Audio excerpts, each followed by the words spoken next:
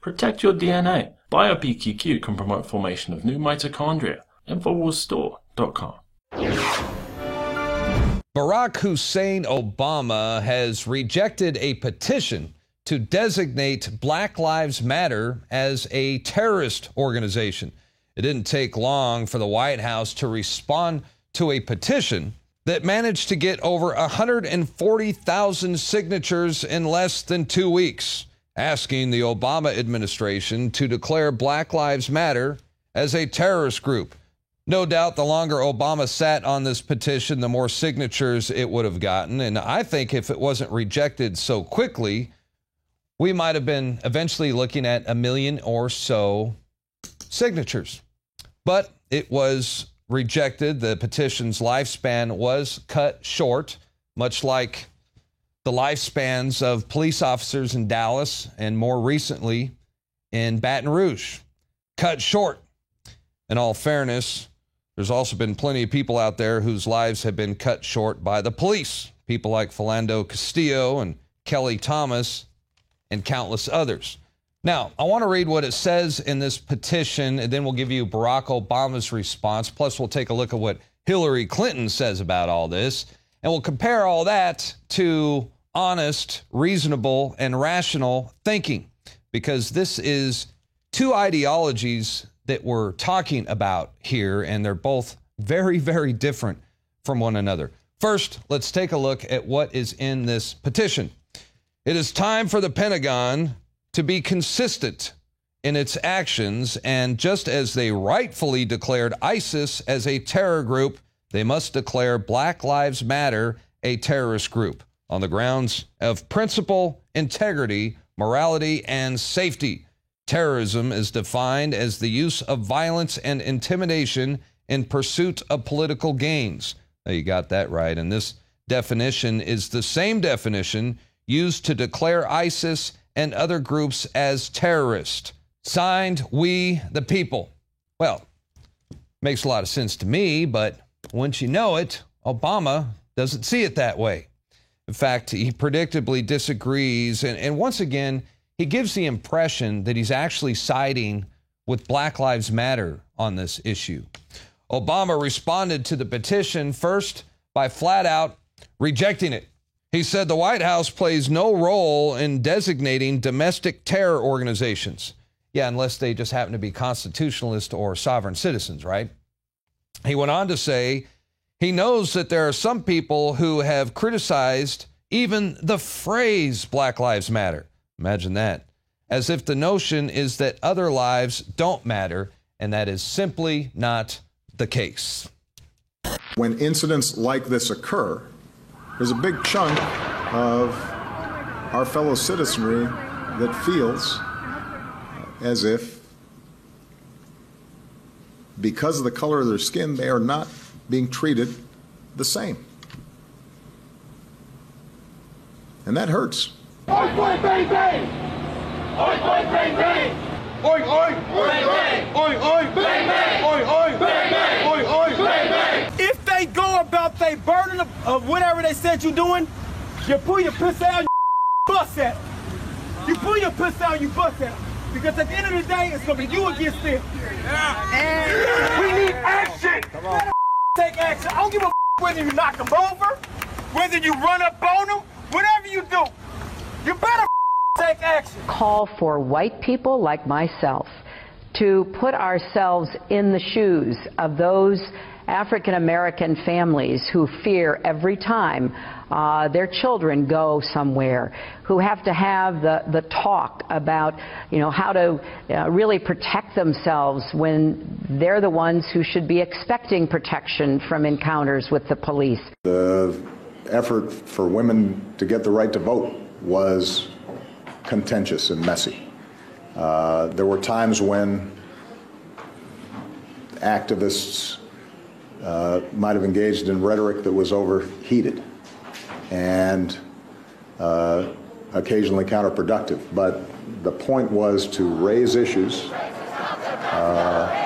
so that we as a society could grapple with them. The same was true with the civil rights movement and the union movement and the environmental movement. And the anti-war movement during Vietnam. And I think what you're seeing now is part of that long-standing tradition.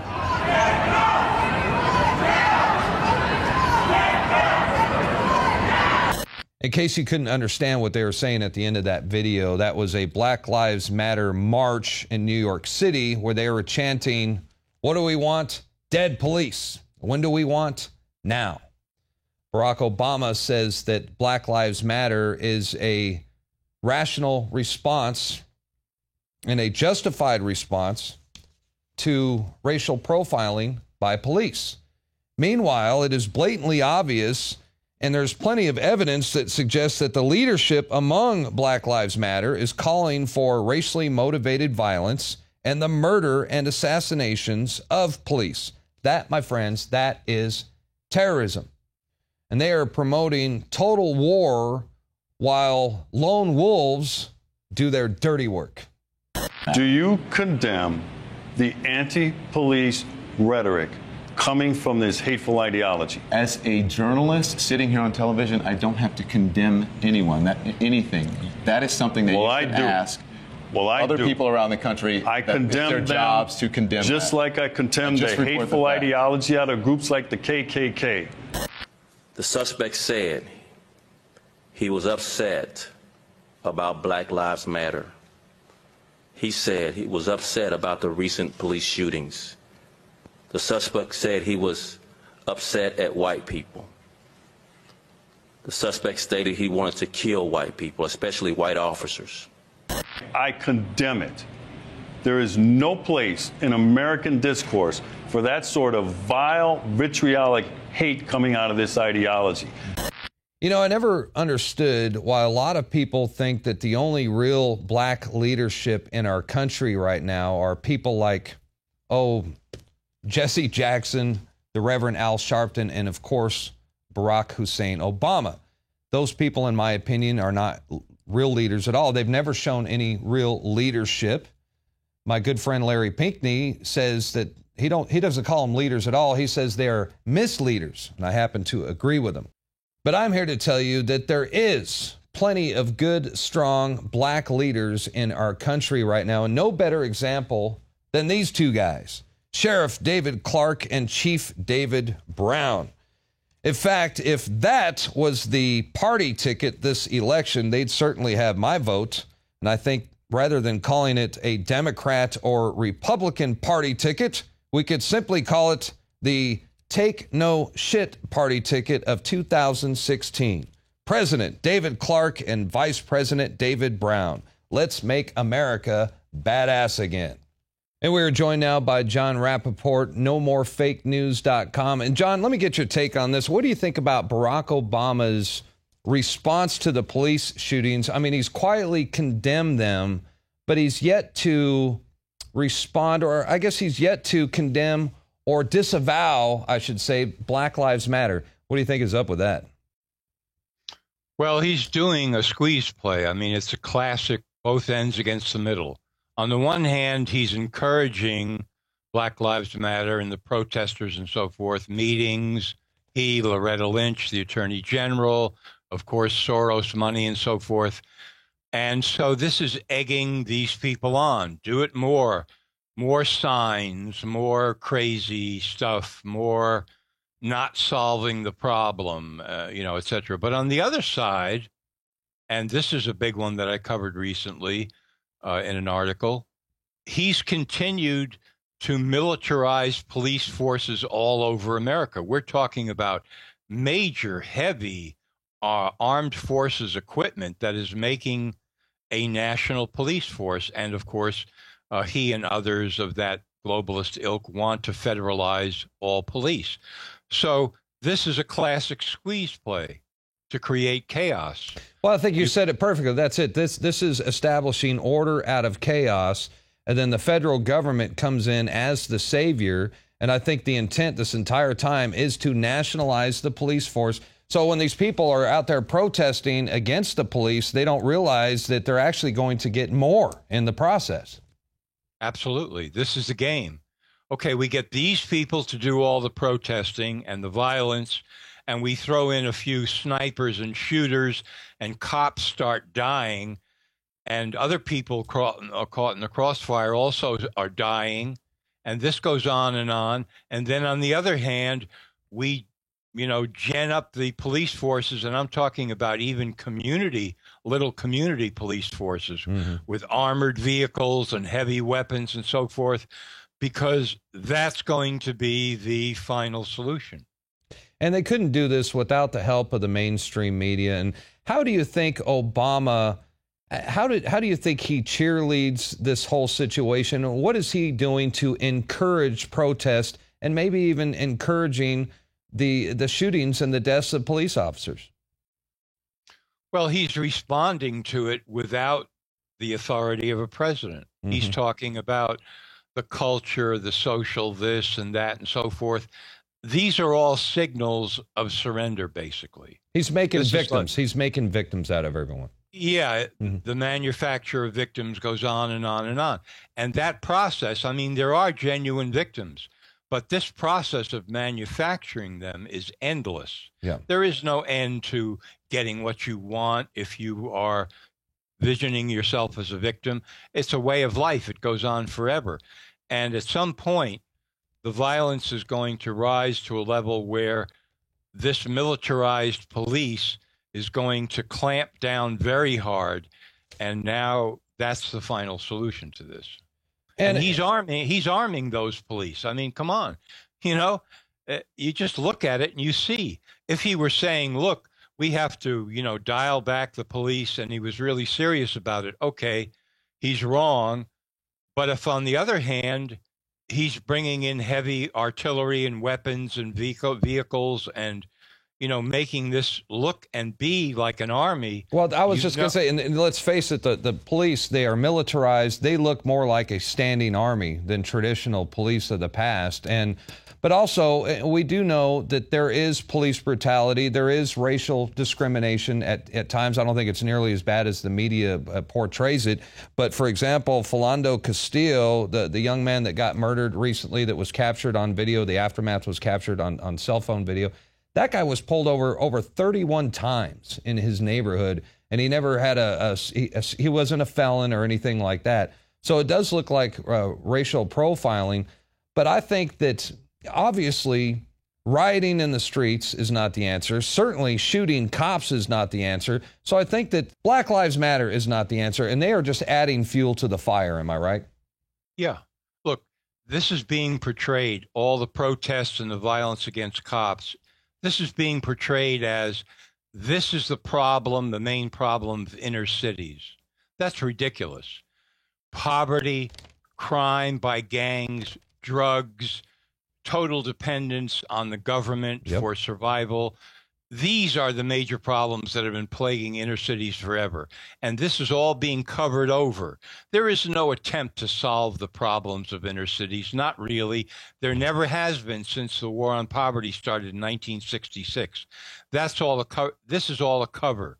This is all pretending that if somehow the police brutality was lowered a few levels, that inner cities would be fine. This is a total lie. There are millions of people in inner cities right now that are sitting there in their homes who have been hostages basically all their lives. They're watching these protests on television, and they know that nothing good is going to come of this because there are no real solutions here for what's really ailing inner cities and has been for a long time. Take away the manufacturing jobs through globalist trade treaties, send them all overseas, throw people out on the streets.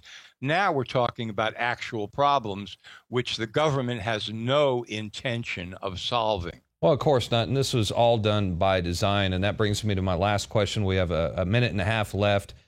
Who do you think is going to win the election? And what does America look like under a Donald Trump presidency compared to, God forbid, Hillary Clinton? I'd say right now, it's 50-50 as far as who's going to win the election. I really don't know. I mean, Trump has much more support than people are willing to admit in key states as well. But of course, rigging voting machines, voter fraud of all manner can occur here. So we don't know what's going to happen. A Trump presidency is somewhat uncertain because, you know, this is a guy you want to hold his feet to the fire. Absolutely. You said this, Donald. Now show us. Prove it. With Hillary, it's a known quantity. We know what to expect with Hillary. More war, more decimation, more cruelty, more desire for power for the sake of power. That's what you're going to get with her. And quite possibly, especially if they keep it 50-50, quite possibly massive voter fraud. Absolutely. I would say even if not 50-50. Yeah. I mean, right now, there are people behind the scenes, I'm quite sure, looking at the key swing states where the election will be decided and saying, okay, what can we do to make this election work in our favor? So that's always a factor.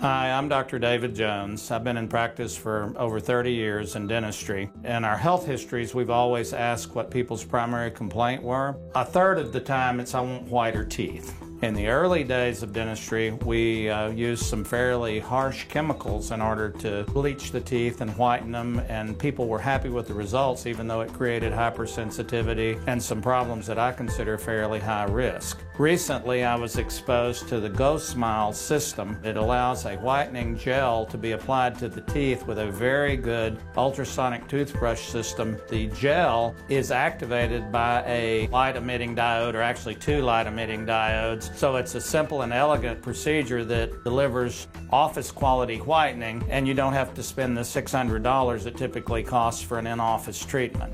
In my opinion, it's the most elegant and best value that I've ever seen. To get your GoSmile system, go to InfoWarsStore.com.